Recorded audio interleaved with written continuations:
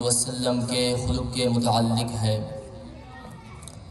اللہ تبارک و تعالی نے اپنے حبیب صلی اللہ علیہ وآلہ وسلم کے خلق کے متعلق قرآن مجید فرقان حمید میں ارشاد فرمایا وَإِنَّكَ لَعَلَىٰ خُلُقٍ عَظِيمٍ، اے حبیب بے شک آپ عظیم خلق کے مالک ہیں۔ اس آیت مبارکہ میں خالق کی زبان اپنی تخلیق کے شاہکار کی توصیف فرما رہی ہے۔ اس آیت کا ہر کلمہ اپنے اندر معانی و معارف کی ایک دنیا لیے ہوئے ہے، اس لیے ہر آیت کو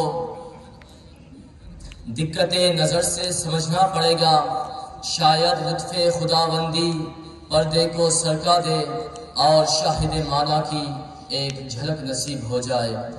سب سے پہلے ہم خلق کو سمجھتے ہیں کہ خلق کسے کہتے ہیں۔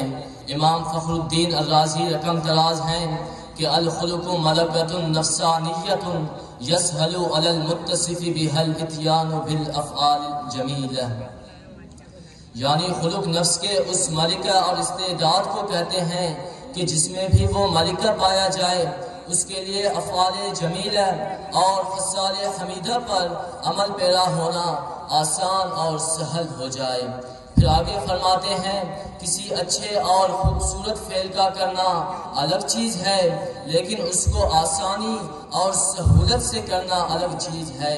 کوئی کام خلق اسی وقت کہلائے گا جب اس کو کرنے میں کسی تکلف اور بناوٹ کی نوبت نہ آئے، یعنی جس طرح آنکھ بے تکلف دیکھتی ہے، کان بے تکلف سنتے ہیں، زبان بے تکلف بولتی ہے، اسی طرح سخاوت، شجاعت، زہد و قناعت، دیانت و امانت، صبر و استقامت، مشاورت، مصابرت، مساوات، غریبوں سے محبت و شفقت، حیا، تقوی، جود و عطا، حق گوئی، صدق گفتاری، خشیت الہی، میانہ روی، ذکر الہی، شکر گزاری، تواضع و انکساری، غم گساری، نرمی و بردباری، عیب پوشی، نظافت پسندی وغیرہ تجھ سے بغیر کسی تردد اور توقف کے صدور پذیر ہونے لگے تو اس وقت ان امور کو تیرے لیے اخلاق شمار کیا جائے گا۔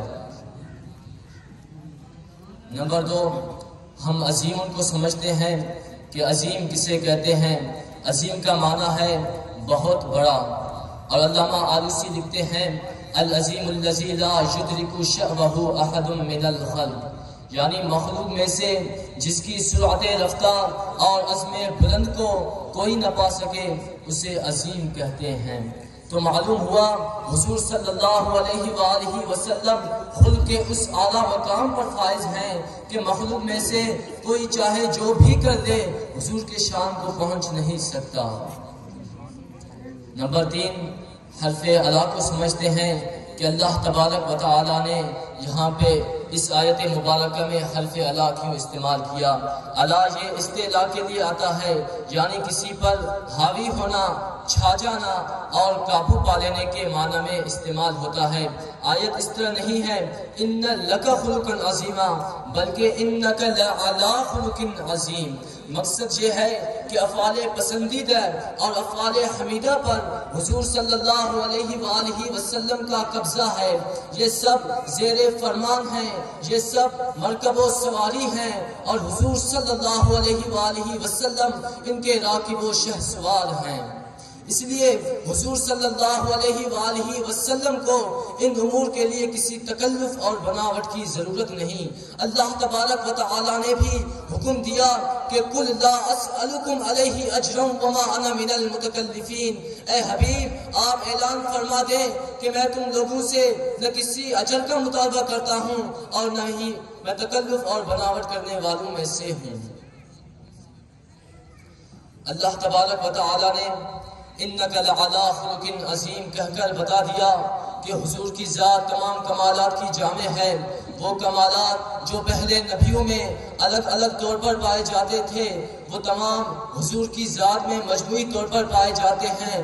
وہ تمام اپنی جلوہ سامانیوں اور جملہ رعنائیوں کے ساتھ حضور صلی اللہ علیہ وآلہ وسلم کی ذات اقدس و اطہر میں موجود ہیں۔